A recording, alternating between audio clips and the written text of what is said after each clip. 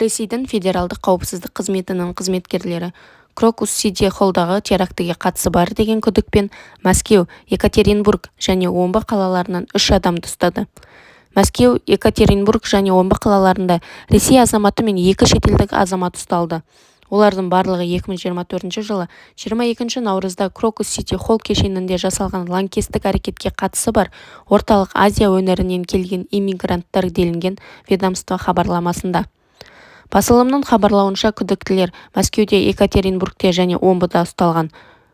Айта кетейік, 22 наурызда кешке Ресейдің федералдық қауіпсіздік қызметі Мәскеу түбіндегі Красногорск қаласындағы Крокус-Сити-холл ғимаратында атыс пен өрт болғанын хабарлады.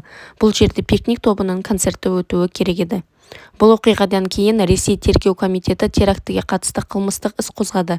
Ресей федералдық қауіпсіздік қызметі Крокус-Сити-холлдағы терактіге тікелей қатысы бар деген күдікпен 10 адамды ұстаған болатын.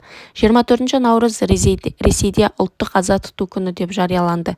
Соңғы мәлімет бойынша Крокус-Сити-холлдағы лаңкестік әрекеттің салдарынан қаза тапқандар саны 144 адам көз жұмып, тағы 551 адам зардап шеккен.